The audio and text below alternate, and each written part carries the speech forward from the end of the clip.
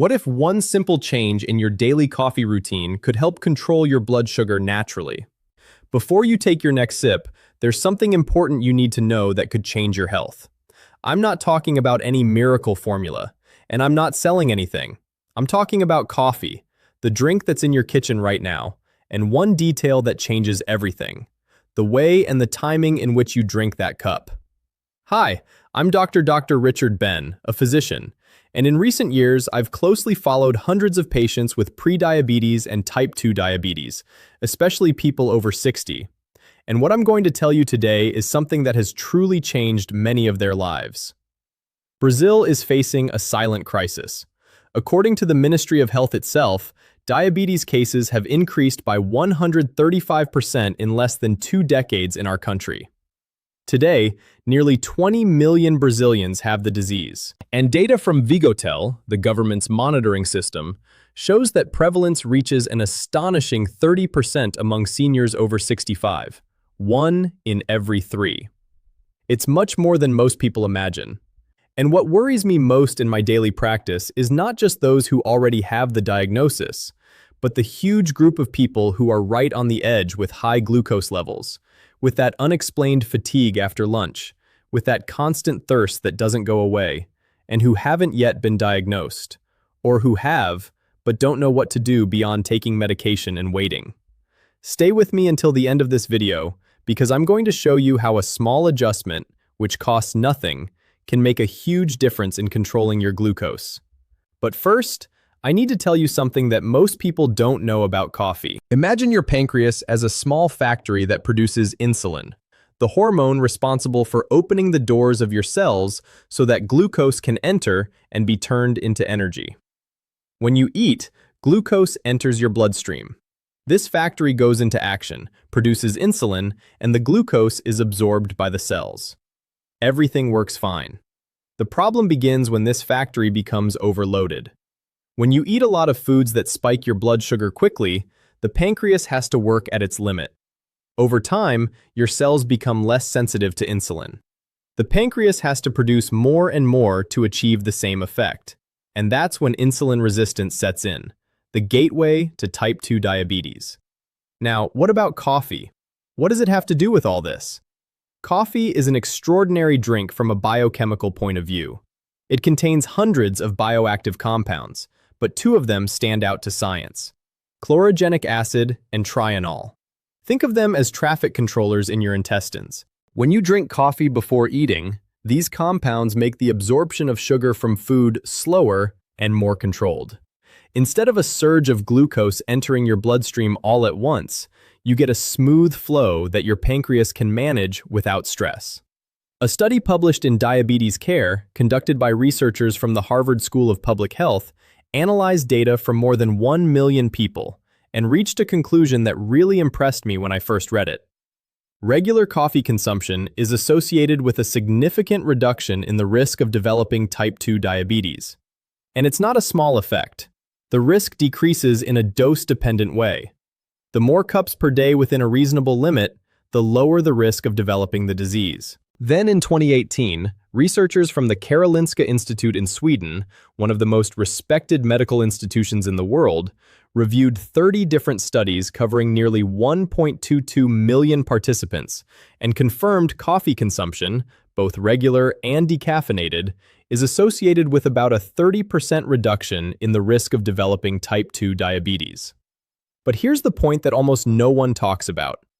These benefits depend on how you drink coffee, because the wrong coffee at the wrong time in the wrong way can work against you. And that's exactly what I see happening in my practice far too often. Let me tell you about Mr. Arnaldo, 72 years old, retired, a man of habits. He had been drinking coffee since he was 17 and was proud of it. But when he came to my office, his fasting glucose was 138, and his HbA1c, which reflects the average blood sugar over the last 3 months, was 7.1% above the desired level. He told me, "Doctor, I do everything right. I drink coffee every day. I walk 3 times a week." So I asked him to walk me through his coffee routine in detail. And that's when I discovered the problem. Every day, as soon as he woke up, before eating anything, he would drink a large cup of strong black coffee. Then, he would have another one at 3 p.m. with a sweet biscuit, and sometimes a third before bed because he thought it helped him relax. 3 classic mistakes that I'm going to explain to you now. Mistake number 1, drinking coffee on an empty stomach right after waking up. This is the most common one and the one that causes the most harm. When you wake up after a whole night of fasting, your body already has elevated cortisol levels, which is the stress hormone, the same one your adrenal glands produce when you're in an urgent situation. Cortisol already signals your liver to release glucose into the bloodstream, so you have energy to start the day. It's a normal survival mechanism. The problem is that caffeine amplifies this effect. It further stimulates the adrenal glands, releases more adrenaline, and the liver responds by releasing even more glucose into the blood. And you haven't eaten anything yet. The result? You haven't even taken a bite of food, and your glucose has already risen between 20 and 40 milligrams per deciliter. I've seen lab results that confirm this in patients who continuously monitor their glucose. A study published in the British Journal of Nutrition confirmed this effect. Drinking black coffee on an empty stomach after a night of sleep can significantly increase blood glucose levels in the morning. Mistake number 2, coffee with sugar, artificial sweetener, or cream. It may seem harmless, but it's not. A spoonful of sugar in coffee causes an immediate spike in glucose and cancels out the benefits of the chlorogenic acid you just consumed. It's like starting a fire and pouring gasoline on it at the same time. Don't remove artificial sweeteners. Many people think they're the perfect solution. But recent research, including a study published in the scientific journal Nutrition in 2021, suggests that artificial sweeteners like aspartame and sucralose can alter the gut microbiota, the set of bacteria that live in your intestines and play a key role in glucose metabolism in ways that can harm long-term blood sugar control. And there's an important piece of data released in January 2025, published in the American Journal of Clinical Nutrition by the Harvard School of Public Health, analyzing 3 large American cohorts. Coffee without any additives was associated with a 10% reduction in diabetes risk for each additional cup per day. However, when coffee was consumed with sugar, this protective effect decreased significantly. Translated into practical advice: remove sugar from your coffee. It sounds simple, but it's powerful. Mistake number 3, drinking coffee in the late afternoon or at night. Caffeine has a half-life of 5 to 6 hours in the body. This means that if you drink coffee at 3 p.m., half of that caffeine is still circulating in your body at 8 p.m. It keeps cortisol levels elevated, interferes with deep sleep, and it's during quality sleep that the body regulates part of glucose metabolism. Poor sleep equals uncontrolled glucose. It's a vicious cycle. When I explained all this to Mr. Arnaldo and we adjusted his coffee routine together, in 8 weeks, his fasting glucose dropped from 138 to 112. His HbA1c went from 7.1% to 6.6%. Without changing medication, without a radical diet, without going to the gym, just by adjusting his coffee habits. Now, I'm going to tell you how you should drink coffee to make the most of the benefits that science has already proven. But first, I need to ask you something. If this content is helping you, give it a like and subscribe to the channel if you haven't already. I have much more content like this that can transform your health in the upcoming videos. And tell me in the comments where you're watching from. I love knowing which part of Brazil my content is reaching. Back to our topic, the right coffee at the right time. First golden moment, breakfast, but not the very first thing in the morning. When you wake up, first drink a glass of water. Wait between 30 and 60 minutes. Eat something that contains protein. Scrambled eggs, a piece of cheese, plain unsweetened yogurt, any source of protein. Only then drink your coffee and drink it plain without sugar or sweetener. Why protein first? Because protein buffers the impact of caffeine on cortisol. It provides amino acids that the liver uses more efficiently. And this prevents that spike in cortisol that unnecessarily releases glucose into the bloodstream. Research published in the Journal of Clinical Endocrinology showed that consuming protein before carbohydrates and caffeine reduces the post-meal glucose spike. And if you want to enhance it even more, add half a teaspoon of cinnamon powder to your coffee. Cinnamon contains compounds that partially mimic the action of insulin, helping cells absorb glucose. A review published in the journal Nutrients showed that regular cinnamon consumption may contribute to a modest reduction in fasting glucose levels. It's not medicine, but it's an ally. Second moment, coffee before lunch. This is a secret that few people know. About 20 to 30 minutes before your main meal, drink a small cup of plain black coffee without sugar. The chlorogenic acid in coffee will act like that traffic controller I mentioned earlier, slowing down the absorption of sugar from the foods you're about to eat. This reduces the post-meal glucose spike, which is one of the main triggers for developing type 2 diabetes. A study conducted by researchers at Brigham and Women's Hospital, affiliated with Harvard Medical School, and published in Diabetes Care, showed that coffee components, especially chlorogenic acid and trigonylene, significantly reduce glucose and insulin concentrations in the first 15 minutes after consuming carbohydrates compared to a placebo. This effect is real, measurable, and you can take advantage of it without spending anything. Third moment after physical exercise. Do you walk or do any physical activity? Then pay attention. Within 30 minutes after finishing your walk or any exercise, drink a cup of plain coffee. When your muscles are active or have just worked, they become much more receptive to glucose. They act like a sponge, absorbing sugar from the blood to use as energy. Caffeine at this moment enhances this effect, helping muscles absorb glucose even more efficiently. It's a metabolic window of opportunity that most people miss. As for the total amount of coffee per day, the World Health Organization, along with most medical guidelines, considers that consuming up to 4 or 5 small cups of coffee per day within a healthy pattern is safe for most adults. The Karolinska Institute, in the review of 30 studies I mentioned, found that this amount falls within the range of protective benefits against diabetes, but each person is different.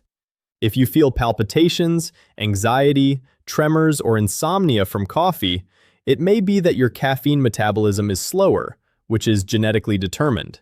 In that case, reduce it to 2 cups per day, or choose a quality decaffeinated option, which also contains chlorogenic acid and retains many of the benefits. Here's a story I need to tell you.